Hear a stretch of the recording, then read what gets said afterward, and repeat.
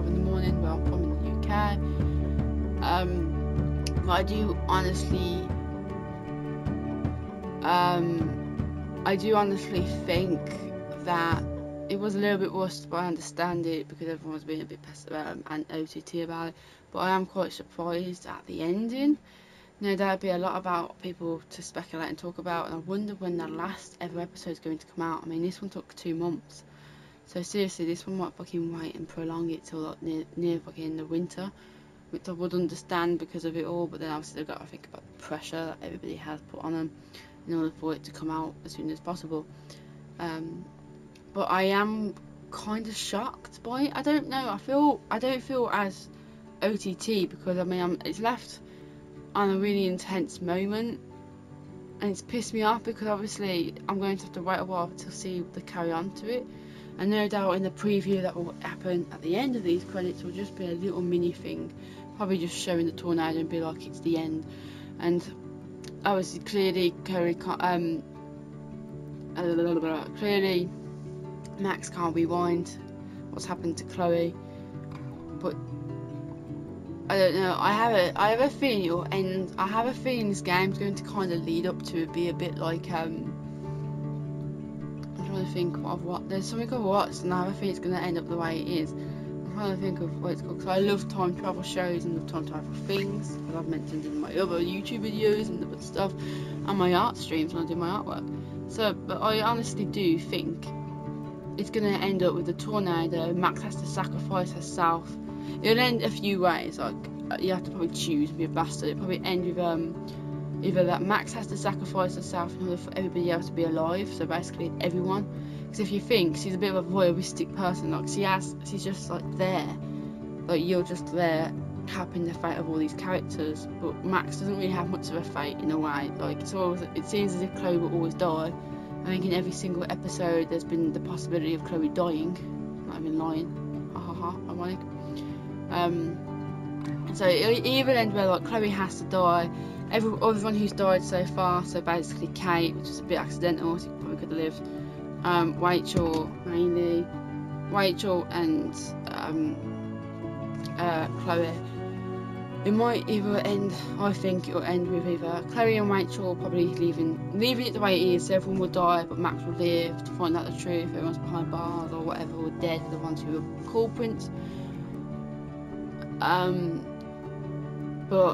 Or it'll end where she'll probably wake up in class with a different teacher, or she'll wake up and it'll be back when she's a 12-year-old girl with Chloe, everybody's lived hunky-dory, and or even it'll probably wake up with a fucking there at the school. There's no such thing as Mr. Jefferson, like he's a new teacher, probably a random teacher helping them, like another photographer person or some shit.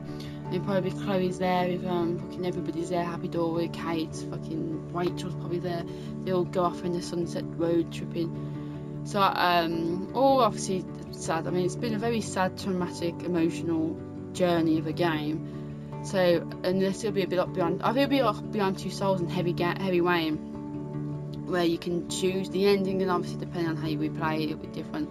But I do honestly think they will make a version a bit like Beyond Two Souls, where you can choose like everybody who's alive and everybody who's dead, or bring them all together and have a proper happy ending.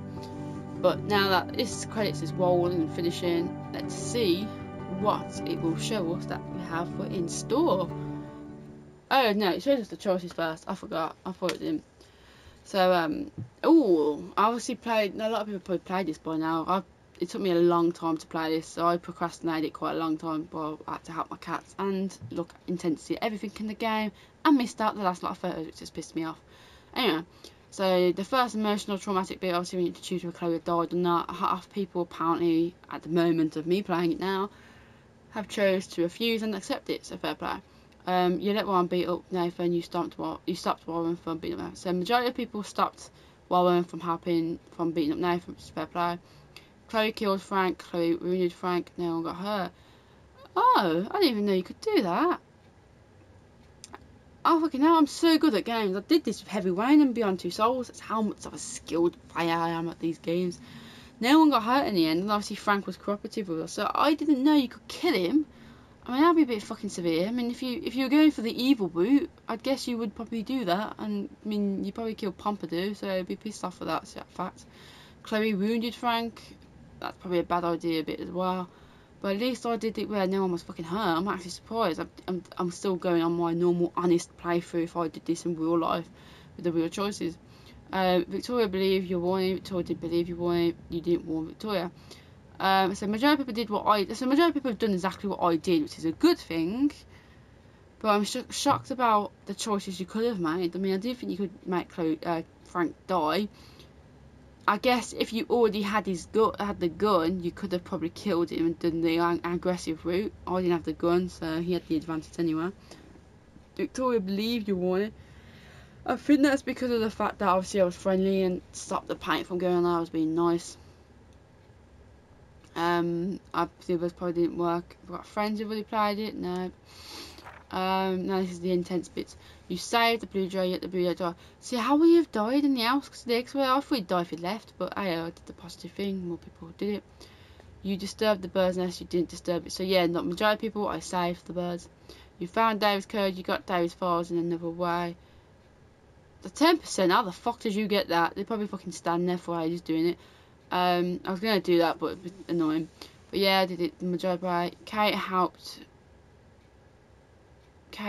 you find Nathan's room. Kate, oh my god, shitfold. I bet one of them photographs is probably if you help fucking Kate, then I guess. I bet you. I'm trying to think. I bet they probably would. See, that's, I mean, majority of people, I mean, if I saved Kate, I would have done the whole entire game in my honest way. But the last one I did for the choice for Kate apparently would have worked, but it didn't work for me because the game was a dick. So, okay, so, oh well, the people who, the 43% probably did the same as me, fucked it up, or, yeah, they're evil. But oh well, I did find it, I did it, never mind. You motivated Daniel to attend the Vortex party, you didn't. So I'm quite surprised. I mean, majority of people didn't. I guess I did to protect him. But in a way, if you think about it, I think if it weren't for that, he wouldn't have hit up with Brooke and had Brooke off your back about Warren. So I guess I did that in a good way. You left a message on Warren's slate, you didn't. A lot of people didn't leave a message. I did. I just thought you could do it. So, oh well, random choice. You figured out Nathan's pin code, you didn't figure out Nathan's pin code. So yeah, majority of people like me, we couldn't fucking find the number. It probably was one of the other numbers. But there you go, fair play. A lot of people did the little thing I did. No, I didn't never do it. You helped Alyssa, you didn't. Like always, I helped Alyssa because I like Alyssa. She's cool. So I'm good. I wonder if we refresh it, it'll change. You think it'll change? Some people finished it more so now. Yeah, it's a change. Oh well.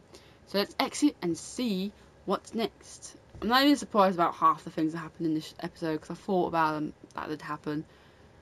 Didn't know about Kate, didn't know about hurting Frank now, but other than that, let's see what happens next. There's two like adult stuff with just Nathan to do it, I think. Shit. Please.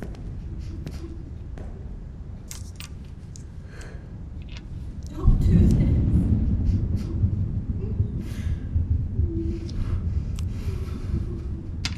Rewind.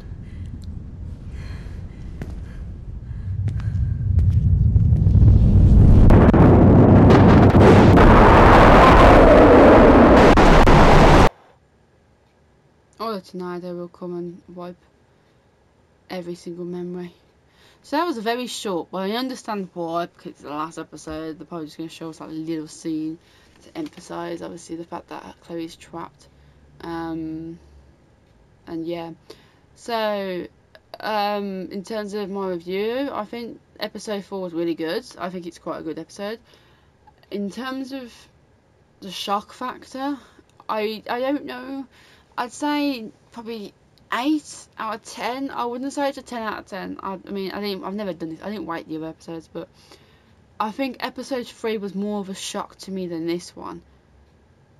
But I think that's because I loved Chloe's dad. With this one, I wasn't that surprised. I mean, with the fact that Chloe wanted to die, I expected it after reading about the bills and about her decreasing success of how she's coping with her life. So I kind of understood the fact that she wanted me to kill her. I mean, I was shocked, don't get me wrong, but I'm not that surprised. But I think, in my opinion, I don't know, I think it was a really, really good episode, but I don't feel that, like, at the end, astounded. I was at first, don't get me wrong, I keep saying that word. But then, when I think about it more so now, I'm not surprised it was Mr. Jefferson. I mean, if I thought it weren't Nathan, it was going to be him. I mean, it was going to be David, but after the scene when he walked out of Joyce's home, I thought it wouldn't be. So I just think he was a bit of a control surveillance freak. But then I understand it is Mr. Jefferson, because especially at the end scene when he was being really, really happy and glad that they were there, I thought that's a bit dodge. So I'm not really surprised it was him at all. And I thought it wouldn't be Nathan, just because if he's a teenager, like at my age now or whatever, or then, I don't think he would have had the capacity to have done that shit. Like, seriously, I mean, how the fuck would he have been able to do it? And the scene, because when you saw the end, I think it was episode 2 or 3, and you saw Kate's pictures and you saw her the drink, it looked, I don't expect a teenager to be having a drink in that sort of glass and doing that shit. Like, he wouldn't be doing that. I mean, I think he probably would have used the photos, and Nathan probably has like a little Donnie Darko side to him, but I don't think he would have. I think Mr. Jefferson must be helping him, and probably being the one who's trying to understand Nathan's thoughts, hence why he has all these problems and issues. And I think Jefferson might use it as a tactic too, for his photography and for his own, like, personal, like, you know, game sort of shit. And yeah, I do think he has a major involvement, so I'm not surprised in that sense. In terms of the next episode, obviously we don't know when it's going to come out. They probably won't release it for a while now. The first episode, the stuff is sinking in, so it didn't even have an announcement. So this is going to be an epic episode, to be honest. I'm not surprised by it though. I mean, I was more shocked for episode 3. I don't know why. I think I just thought because it'd be nice and happy if she saved William. And obviously in the end you realise it probably weren't going to be. I think I'm pissed off I didn't get all the fucking photographs, because I was literally trying to do all of them, and you saw me, if you saw my previous videos of this episode, I did fucking do it. Until we got to the place of finding the little secret there. I don't know where the fuck half the photos were. I mean, I might find them in the BPCs, and I'm sorry, but I'll find them another day. Oh well. No, I will probably do what I've done with Heavy Rain and Beyond Two Souls, and do another playthrough. I just can't be arsed yet. I'd rather just do it my honest way and then do it the other way after. Which I think that's what I did for my other games anyway. I mean, I don't think I've even finished the Beyond Two Souls alternative version. But like that, you can obviously go back to each episode and play individually. But I do honestly think that it was a pretty good episode. I mean, it was a pretty good episode. I think it was a pretty good episode, but I weren't as shocked at the end, like, in terms of speeches. I was more emotional at the start. Like, I'm not lying, I did cry when Chloe wanted her to die, and I think I'm sure I cried twice. I think I not quite. I had like a tear when she wanted her to kill herself, and then I think I had another one just after that when you did kill her, and you reverted and you saw William go, and you knew he had to die, and all the other memories come back. But I'm sure obviously her bond with Chloe was much stronger that instead than the previous time, because she was like, I know, leave you. Although I do, in all honesty, think it's a really, really good episode. And I can't wait for the next one, and I hope you guys will too. I think it's a great game. I highly recommend to play it. I mean, you can do a variety of choices. You have to do the ones I did. I fucked up in a lot of the choices, especially the Kate one. That's the one thing that will always burn in my memory of this playthrough, but it was really good. And all those who are watching, thank you for tuning to the stream. If you're still watching it for the whole of the time, for 5 hours. If not, oh well, I'm glad you're here now. I'm glad you have tried to watch it, or watching it through on YouTube. So I hope you guys enjoy it. I will try and do better YouTube videos. I might do art videos, I do artwork. I've done artwork for this game and other things. But I do art streams on Ustream, and I hope to see you guys on there if you don't see me on here. And that is called STITCH-LUVR, just like my PSN. It's at the bottom probably, or you probably see it on this game. But I hope you guys enjoyed it.